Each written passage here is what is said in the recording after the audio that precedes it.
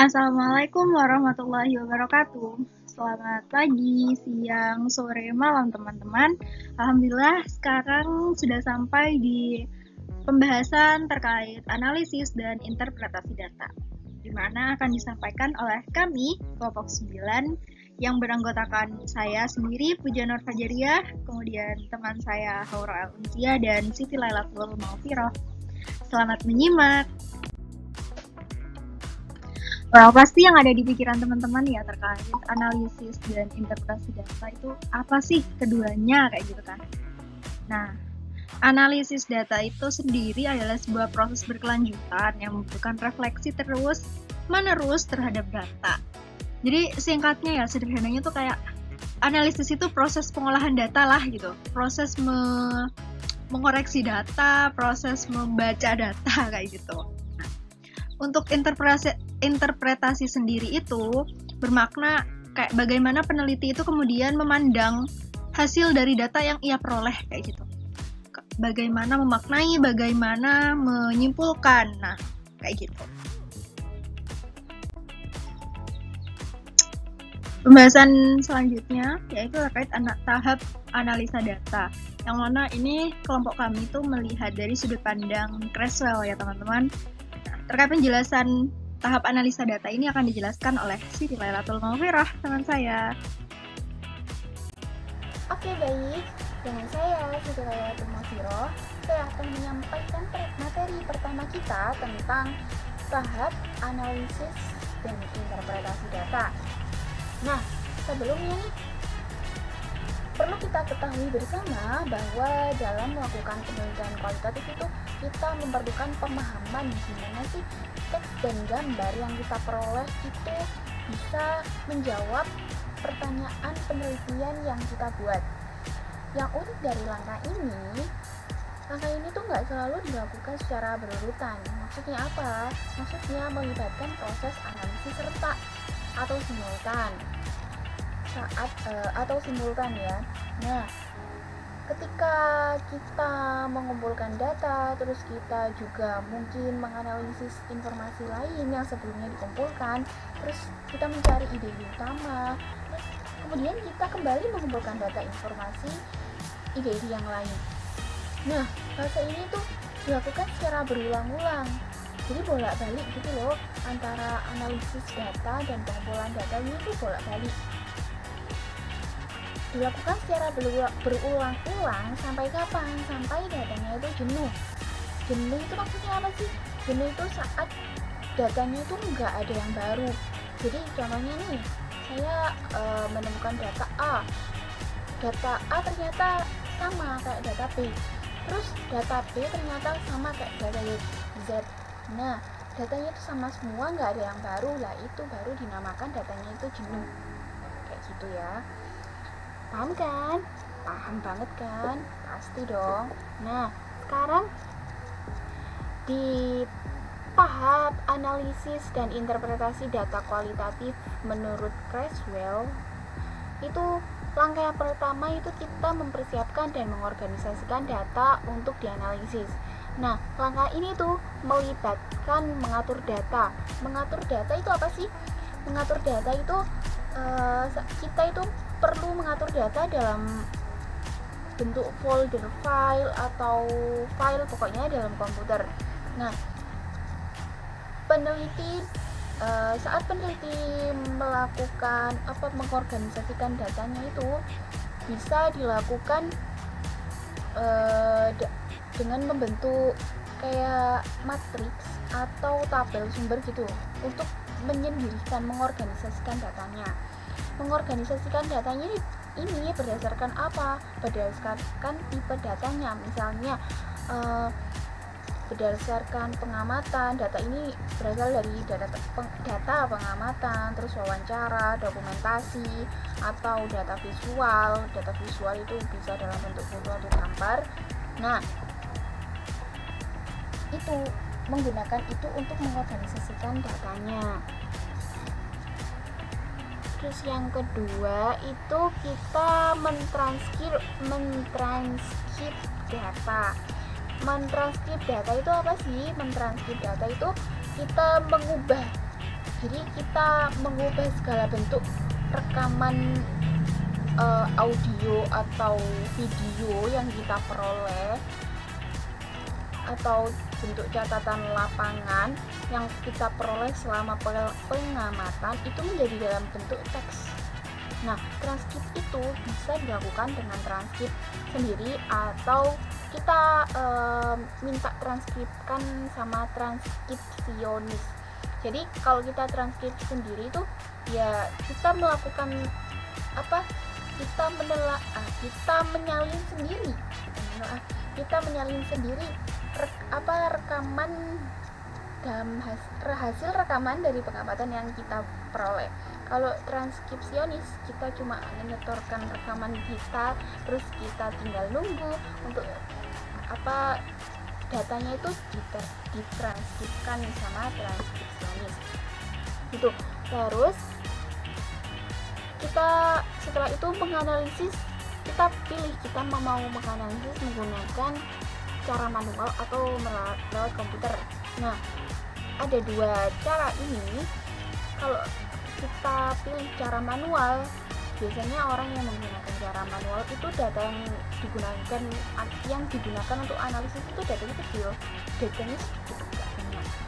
Terus dia punya waktu untuk komitmen dalam menganalisis datanya itu secara manual. Tapi kalau data menggunakan analisis data yang menggunakan komputer, biasanya datanya besar dan dalam bentuk banyak gitu.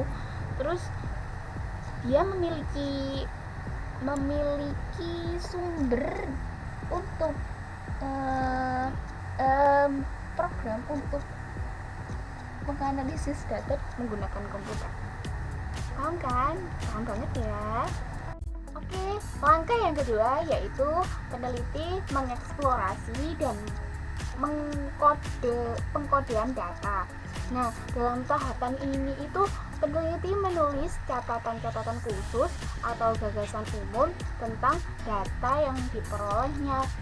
Nah, sebelumnya peneliti mengeksplorasi datanya.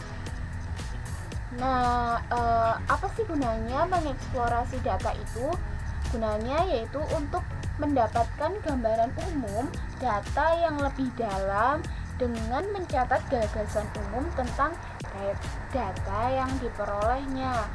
Nah, setelah peneliti melakukan eksplorasi data nih, peneliti pengkodean data. Jadi pengkodean data atau biasa disebut coding itu maksud apa? Pengertiannya apa? Coding itu proses segmentasi dan pelabelan teks untuk membentuk deskripsi dan tema yang luas dalam data. Di sini pengkodean itu kayak mengklasifikasikan gitu loh. Jadi melakukan pengkodean atau mengklasifikasikan ini ada cara yang manual, ada cara yang dengan menggunakan komputer. Terus proses pengkodean data itu pertama peneliti membaca data secara keseluruhan dulu, terus baru membagi atau memilah-milah data ke dalam segmen itu bagian-bagian gitu ya. Terus yang ketiga, peneliti menamai segmen dengan kode. Nah, pada tahapan ini itu melibatkan identifikasi segmen teks. Jadi kemudian peneliti menetapkan kata atau frasa kode yang menggambarkan segmen teks itu. Contohnya nih, setting dan konteks dalam ruang kelas, menggambarkan strategi, terus hubungan dan struktur sosial kayak gitu. Terus yang keempat itu peneliti mengurangi tumpang tindih kode dengan kode yang tidak penting. Terus yang terakhir, peneliti menurunkan kode dalam tema-tema atau deskripsi. Langkah yang ketiga yaitu mengembangkan deskripsi dan tema dari pengkodean. Coding sendiri merupakan proses pengolahan materi atau informasi informasi menjadi segmen-segmen tulisan sebelum memaknainya. Nah, tadi kan kita udah mengcoding data nih, kita udah mengklasifikasikan datanya. Maka setelah itu peneliti akan memisahkan mana data yang akan dibahas secara tematik dan mana data yang akan dibahas dengan deskripsi. Nah, proses ini tuh melibatkan pemeriksaan data secara rinci untuk menggambarkan apa yang kita pelajari dan mengembangkan tema atau kategori yang luas dari data tersebut. Nah, deskripsi sendiri itu, yang pertama kan deskripsi nih. Deskripsi itu gambaran rinci tentang orang, tempat, atau peristiwa dalam suatu latar penelitian kualitatif. Sehingga deskripsi itu merupakan awal untuk memulai analisis kita setelah kita itu melakukan pembacaan awal dan melakukan pengkodean data tadi. Nah, deskripsi dikembangkan secara detail karena peneliti menganalisis data dari semua sumber. Sumbernya kan banyak, dari wawancara, observasi, dan dokumentasi ataupun sumber lainnya. Nah, dengan memberikan penjelasan secara rinci, peneliti itu dapat membawa pembaca untuk memvisualisasikan seseorang ataupun peristiwa. Nah, tema. Masuk ke tema. Tema sendiri itu kode serupa yang dikumpulkan untuk membentuk ide utama. Nah, tema ini membentuk elemen inti dalam analisis data kualitatif kita. Nah, tema memiliki label yang tidak lebih dari 2 hingga 4 kata. Jadi, pada tahap awal analisis biasanya kita itu mendapatkan 30-50 kode tema. Namun, pada tahap analisis berikutnya, kode temanya itu dikurangi. Jadi dipilah-pilah, dikurangi hingga kita itu memperoleh 5-7 tema utama saja. Oke, baik. Langkah yang keempat yaitu kita menghubungkan tema-tema atau deskripsi. Jadi di sini tuh peneliti mengkoneksikan antara tema tertentu dengan deskripsinya. Nah, menghubungkannya ini antara tema dengan deskripsi itu harus dilakukan dengan proses yang hati-hati ya. Jadi sehingga hubungan antara tema dengan deskripsi itu benar-benar kuat. Nanti kalau udah kuat, maka bisa dilakukan triangulasi data. Nah, triangulasi data ini apa sih? Di sini tuh triangulasi data yaitu pengumpulan data dari beragam sumber yang saling berbeda gitu ya, dengan menggunakan suatu metode yang sama. Jadi contohnya nih, kita mau wawancara tentang cara-cara pengobatan tradisional. Nah, kita bisa mewawancarai orang lanjut usia, terus ibu-ibu atau bapak-bapak ataupun tukang jamu ataupun siapapun itu, pokoknya orangnya beda, tapi kita tetap pakai metode yang sama yaitu mewawancarai, tapi sasarannya beda gitu, paham kan ya? Nah, nanti setelah tema-tema dan deskripsinya kuat, baru dia lakukan triangulasi data. Nah, ini masuk ke langkah 4 ini. Nah, langkah yang kelima yaitu peneliti melakukan menginterpretasi makna temuan. Nah, menginterpretasi makna temuan di sini peneliti mencari makna dari tema dan deskripsi yang ada. Nah, setelah tema dan deskripsi yang muncul dan dibuat, maka seorang peneliti itu melakukan interpretasi. Nah, mencari makna dari tema dan deskripsi yang ada. Jadi interpretasi itu upaya peneliti untuk memaknai data yang dapat ditempuh dengan cara meninjau kembali gejala-gejala berdasarkan sudut pandangnya. Perbandingan dengan penelitian yang perlu dilakukan, misalnya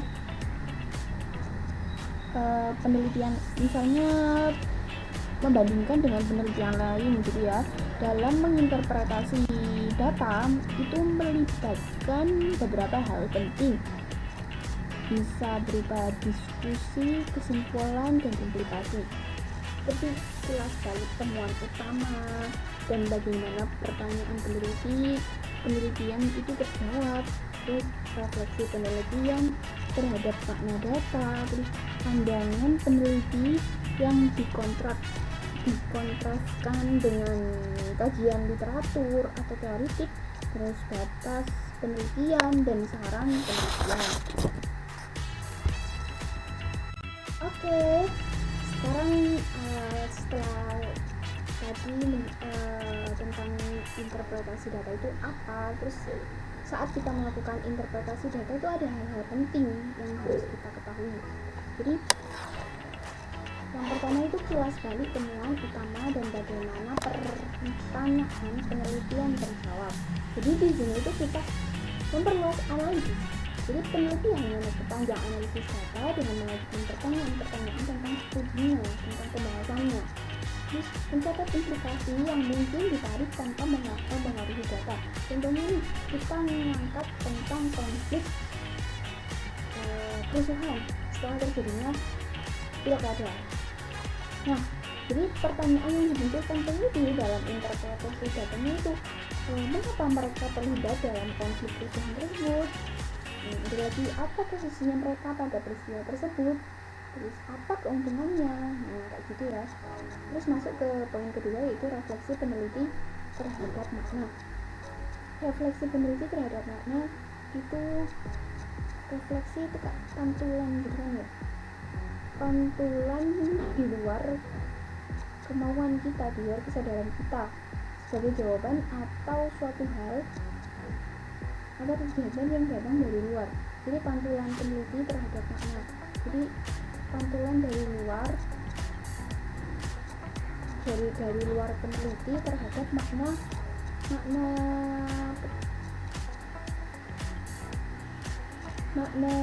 maksud dari apa yang dibicarakan peneliti gitu. Terus yang ketiga itu pandangan peneliti yang dikontraskan dengan kajian literatur. Jadi di sini tuh peneliti mengontekstualisasikan temuan penelitian dalam literatur terkait. Jadi nanti peneliti menggunakan tinjauan literatur terkait untuk memberikan dukungan bagi temuan penelitian dan mendorong peneliti untuk melakukan hubungan dengan otoritas eksternal. Nah, otoritas eksternal itu apa sih? Otoritas eksternal itu kayak data pribadi atau pernyataan pribadinya peneliti pernyataan pribadi yang dibuat peneliti tentang penelitian itu. Nah, yang keempat, gagasan penelitian. Yang kelima, saran untuk penelitian selanjutnya. Jadi di sini tuh peneliti mencari saran kritis dari teman-temannya. Jadi peneliti melibatkan ataupun mengundang seseorang rekan terpercaya untuk menawarkan wawasan tentang penelitian yang mungkin telah terlewatkan karena kedekatan peneliti dalam peneliti. Jadi peneliti kayak minta saran dari peneliti lain gitu. Oke, kita masuk ke langkah yang terakhir, yaitu langkah yang ke-6, memvalidasi keakuratan hasil penelitian. Nah, kalau kita membahas tentang memvalidasi keakuratan hasil penelitian atau keabsahan suatu data yang sudah dikumpulkan, itu pasti peneliti memerlukan adanya teknik pemeriksaan keabsahan data. Jadi nanti itu data yang dikumpulkan dapat dipertanggungjawabkan secara jelas, kayak gitu. Nah, Roswell mengungkapkan bahwa kualitatif itu memerlukan pemeriksaan terhadap akurasi hasil penelitian dengan menerapkan prosedur tertentu. Nah, sementara reliabilitas kualitatif mengindikasikan bahwa pendekatan yang digunakan peneliti konsisten jika diterapkan oleh peneliti lain. Nah, tadi kan dibahas tentang apa sih validitas itu. Nah, saat kita melakukan validitas atau keabsahan data, keabsahan data itu ada strateginya. Nah, di sini strateginya menurut Caswell itu ada 8. Yang pertama yaitu mentriangulasi data. Mentriangulasi data yang berbeda dengan memeriksa bukti-bukti yang berasal dari sumber-sumber tersebut dan menggunakannya untuk membangun justifikasi tema-tema secara koheren. Jadi koheren itu berhubungan gitu ya, tema-temanya berhubungan. Tema-tema yang dibangun berdasarkan sejumlah sumber data atau perspektif dari partisipan akan menambahkan validitas penelitian. Yang kedua yaitu menerapkan member checking untuk mengetahui akurasi hasil penelitian. Nah, member checking ini dapat dilakukan dengan membawa laporan akhir atau deskripsi atau tema-tema spesifik ke hadapan partisipan untuk mengecek apakah partisipan merasa bahwa laporan atau deskripsi ataupun tema tersebut sudah akurat.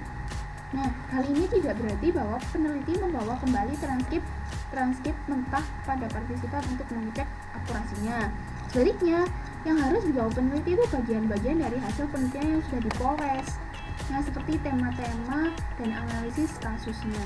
Nah, situasi ini mengharuskan peneliti untuk melakukan wawancara tindak lanjut dengan para partisipan dan memberikan kesempatan untuk berkomentar tentang hasil penelitiannya. Yang ketiga yaitu membuat deskripsi yang kaya dan padat tentang hasil penelitian. Nah, deskripsi ini setidaknya harus berhasil menggambarkan setting penelitian dan membahas salah satu elemen dari pengalaman partisipan. Ketika para peneliti kualitatif menyajikan banyak perspektif mengenai tema, hasilnya bisa jadi lebih realistis dan kaya. Nah, prosedur ini menambahkan kualitas hasil penelitian. Yang keempat yaitu mengklarifikasi bias itu simpangan, mengklarifikasi simpangan yang mungkin dibawa peneliti ke dalam penelitian. Dengan melakukan refleksi diri terhadap kemungkinan munculnya simpangan dalam penelitian, peneliti akan mampu membuat narasi yang terbuka dan jujur yang akan dinarasikan oleh pembaca. Nah, refleksivitas dianggap sebagai salah satu karakteristik kunci dalam penelitian kualitatif. Penelitian kualitatif yang baik berisi pendapat-pendapat peneliti tentang bagaimana sih interpretasi mereka terhadap hasil penelitian turut dibentuk dan dipengaruhi oleh latar belakang partisipan. Yang kelima, yaitu menyajikan informasi yang berbeda atau negatif yang dapat memberikan pada tema-tema tertentu. Nah, karena kehidupan nyata tercipta dari beragam perspektif yang tidak selalu menyatu, membahas informasi yang berbeda sangat mungkin menambah kredibilitas atau dapat dipercaya gitu hasil penelitiannya. Peneliti dapat melakukan ini dengan membahas bukti mengenai satu tema. Terus semakin banyak kasus yang disodorkan peneliti, maka akan melahirkan sejenis masalah tersendiri atas tema tersebut. Namun, peneliti juga dapat menyajikan informasi yang berbeda dengan perspektif dari tema tersebut. Dengan menyajikan bukti yang kontradiktif, bukti yang berlawanan, hasil penelitian bisa lebih realistis dan valid. Yang keenam yaitu memanfaatkan waktu yang relatif lama di lapangan atau lokasi penelitian.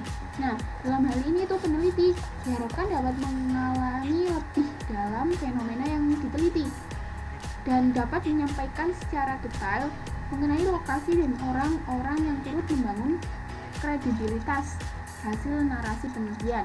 Nah, semakin banyak pengalaman yang dilalui peneliti bersama partisipan dalam setting sebenarnya, jadi semakin akurat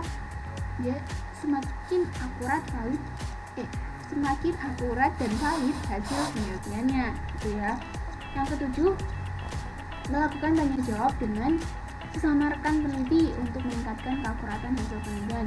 Nah, proses ini tuh mengharuskan peneliti mencari seorang rekan yang dapat mereview untuk diajak berdiskusi mengenai penelitian kualitatif, sehingga hasil penelitiannya itu dapat dirasakan orang lain selain peneliti itu sendiri. Nah, strategi ini yang melibatkan interpretasi lain selain interpretasi dari peneliti sehingga dapat menambahkan validitas hasil penelitian. Nah, yang terakhir itu mengajak seorang auditor, external auditor, untuk mereview keseluruhan proyek penelitian. Nah, berbeda dengan rekan penelitian ya, auditor ini nggak akrab dengan peneliti yang diajukan. Jadi, akan tetapi kehadiran auditor itu dapat memberikan penilaian objektif mulai dari proses hingga kesimpulan penelitian. Nah, hal yang akan diperiksa oleh auditor itu apa sih? Sebenarnya ini menyangkut banyak aspek penelitian seperti keakuratan transkrip, terus hubungan antara rumusan masalah dan data, tingkat analisis data, dan mulai dari data mentah hingga interpretasi data. Nah, itu tadi 8 strategi validitas atau keabsahan data menurut Creswell. Nah, ini tuh bagian tahap analisis dan interpretasi data kualitatif menurut Creswell ya. Di sini tahapannya itu mulai bawah, jadi mulai mentranskrip data, terus mengorganisasi dan mempersiapkan data untuk dianalisis, terus membaca data, mengcoding, terus menghubungkan, mengoneksikan antara tema dengan deskripsi, terus menginterpretasi makna temuan, terus yang terakhir memvalidasi datanya. Nah, ini tahapannya. Dari tahapannya itu dimulai dari bawah ke atas. Setelah dianalisis, otomatis kita perlu untuk mengkategorikan analisis dari data penelitian tersebut. Nah, selanjutnya itu terkait bagaimana sih caranya mempersiapkan dan mengkategorisasi analisis data penelitian. Nah, yuk cekidot. Sebentar lagi akan dijelaskan oleh teman saya, Hauro. Ini ada 8 persiapan dan pengkategorian analisis data. Yang pertama, membuat sebuah matrix atau tabel sumber. Yang kedua, mengorganisasikan materi atau data berdasarkan tipe data. Yang ketiga, menyiapkan salinan dari data. Selanjutnya yaitu gimana sih cara kita untuk mereduksi data. Nah, ini akan dijelaskan lagi oleh teman saya, Haura. Silahkan. Menurut Sugiano, ada 3 tahapan dalam reduksi data. Yang pertama itu memilih hal-hal yang pokok. Yang kedua, membuang hal-hal yang tidak dipakai. Yang ketiga, membuat kategori huruf besar, huruf kecil, angka. Contohnya seperti ini ya. Ini kan banyak data ya, berupa angka, berupa huruf besar, berupa huruf kecil, simbol, dan macam-macam data. Sehingga kita harus mereduksi data. Kita pilih yang tertentu, kemudian membuat kategori, sebenarnya harus besar, huruf kecil, angka, yang tidak dipakai kita buang. Kemudian kita kumpulkan, contohnya huruf besarnya ada berapa, huruf kecilnya ada berapa, sama simbolnya ada berapa, sama lain. Dan yang penting huruf besar, huruf kecil, di luar itu kita tidak pakai. Ini namanya reduksi data. Jadi informasi yang penting yang kita kumpulkan, yang tidak penting kita drop. Kemudian yang selanjutnya, kan kita barusan sudah mengkategorisasikan nih. Kemudian gimana sih caranya kayak mengeksplorasi dan mengkode data hasil penelitian kualitatif kita? Nah, itu akan dijelaskan oleh saya sendiri. Kalau misalkan kita lihat dari pemaknaannya gitu ya, mengeksplorasi ini artinya mengembangkan hasil dari data penelitian kita kayak gitu. Dan pengkodaan data ini sendiri emang kayak ciri khas dari sebuah penelitian kualitatif sendiri. Untuk penjelasannya bagaimana, simak di slide selanjutnya.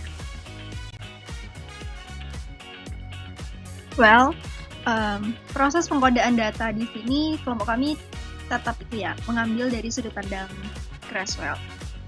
Ada 5 tahapan atau 5 langkah-langkah proses dalam pengkodaan data menurut Creswell. Yang pertama yaitu membaca data secara keseluruhan, kemudian membagi atau memilah data ke dalam segmen-segmen, kemudian menamai segmen dengan kode, mengurangi tumpang tindih kode dengan kode yang tidak penting, dan menurunkan kode ke dalam tema-tema. Baik, di sini ada salah satu contoh data keseluruhan ya teman-teman, akan saya bacakan. Pada suatu hari ada seorang pembeli mengunjungi sebuah toko gamis untuk membeli sebuah gamis berwarna merah. Ia menemukan sebuah toko yang menjual sebuah gamis yang ia suka sekali modelnya. Namun gamis yang dipajang berwarna hitam, dan karena emang si pembeli ini ingin membeli sebuah gamis yang berwarna merah. Nah, kemudian dia memanggil si penjual dan menanyakan apakah ada gamis berwarna merah di toko tersebut, kayak gitu. Terjadi percakapan seperti ini. Pembeli bertanya, "Mbak, ini gamisnya ada yang warna merah nggak?" Kemudian si penjual menjawab, "Oh, sebentar ya kak, akan saya cari dulu." Ya kan si pembeli menunggu ya.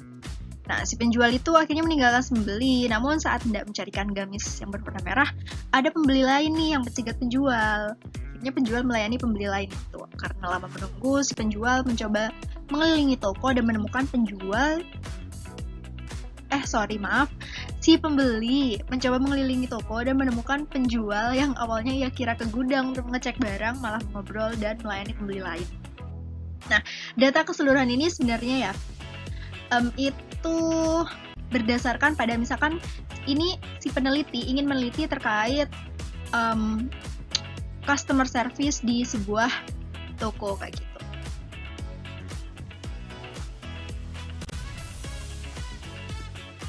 Nah, kemudian dari data keseluruhan tersebut, proses selanjutnya kan adalah membagi data menjadi beberapa segmen ya teman-teman. Nah, peneliti kemudian membagi menjadi 3 segmen. Kayak misalkan nih ya, segmen pertama pembeli datang ke toko yang menjual gamis. Kemudian di segmen 2, pembeli bertanya kepada penjual apakah ada gamis berwarna merah di toko itu. Kemudian segmen ketiga, pembeli menemukan penjual mengobrol dan melayani pembeli lain. Jadi ada pembagiannya aja. Data keseluruhan itu kemudian disimpulkan oleh si peneliti menjadi 3 segmen kayak gitu. Nah, proses selanjutnya kan menamai segmen dengan kode ya teman-teman, agar memudahkan peneliti nantinya dalam menganalisis datanya dan menginterpretasi datanya. Makanya segmen-segmen tadi yang segmen 1, 2, 3 itu kemudian diberi kode agar lebih mudah kayak gitu. Agar lebih mudah dipahami dan nantinya dianalisis.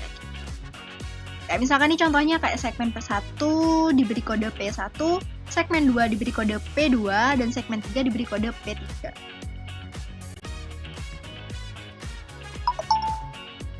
Nah, yang selanjutnya kan mengurangi tumpang tindih kode dengan kode yang tidak penting. Biasanya nih ya, di sebuah data penelitian tuh kadang tercampur dengan informasi atau data lain yang tidak dibutuhkan.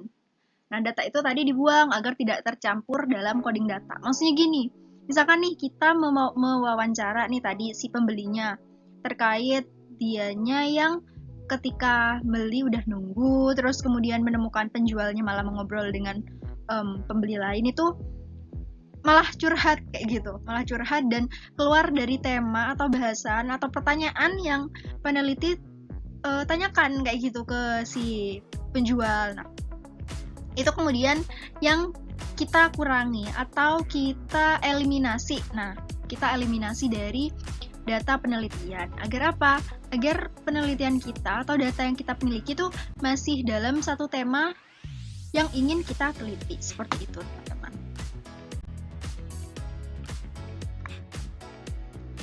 Nah, setelah kode-kode tersebut kita simpulkan kayak gitu. Nah, kemudian kita turunkan kode-kode tersebut ke dalam tema-tema.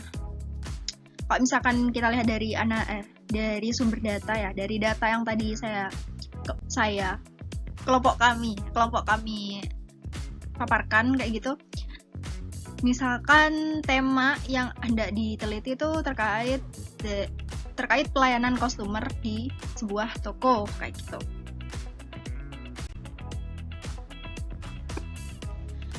Nah, dari sana kemudian menghasilkan sebuah hasil coding data.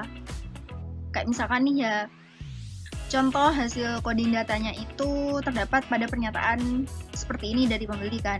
Aku sudah nanya ke penjualnya, ada warna merah nggak di gamis ini gitu. Terus si penjual bilang, sebentar ya kak, udah lama aku nunggu, kirain dia ke gudang, taunya malah ngobrol sama pembeli lain gitu.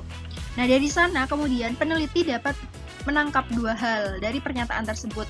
Yang pertama ya penjualnya tidak cepat atau delivery promise, kemudian penjualnya tidak fokus melayani pembeli atau personal attentions di sini.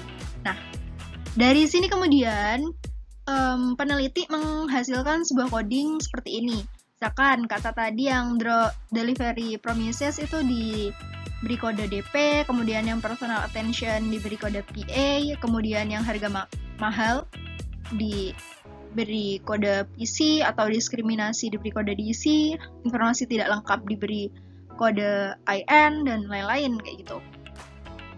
Anything else? Kayak gitu. Yang perlu digarisbawahi teman-teman dalam pengkodaan ini, menurut Creswell serta Bogdan dan Bigland itu memaparkan bahwasanya pengkodaan itu bisa didasarkan pada beberapa topik kayak gitu, antara lain kayak latar dan konteks, perspektif partisipan, cara berpikir partisipan tentang objek dan orang, kemudian proses, aktivitas, strategi, hubungan, dan struktur sosial. Ini tuh teman-teman bisa lihat semua. Ini merupakan contoh coding yang ada dalam tesisnya Guniken. Bisa dipahami kan ya? Pasti dong. Nah, kemudian kan setelah kita mengkode datanya, kemudian bagaimana nih kita menggunakan kode untuk menyusun keterangan tema. Selanjutnya akan saya jelaskan. Yang pertama itu deskripsi ya. Nah, dalam beberapa bentuk desain penelitian kualitatif seperti pada etnografi atau studi kasus atau case study, itu biasanya ya peneliti itu memberikan gambaran yang cukup dan peneliti itu menganalisis data dari semua sumber. Kayak misalkan nih ya, kita mendapat data tuh dari wawancara, observasi, atau dari dokumen.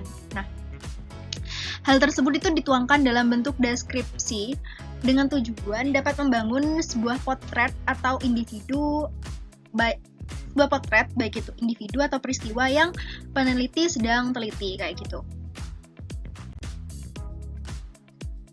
Nah, selain deskripsi, itu juga tema. Maksudnya tema ini adalah cara lain gitu yang dilakukan untuk menganalisis data kualitatif. Di sini tema yang memiliki kode yang sama itu dikumpulkan kayak gitu. Kemudian setelah dikumpulkan itu dapat membentuk ide utama yang ditaruh di database.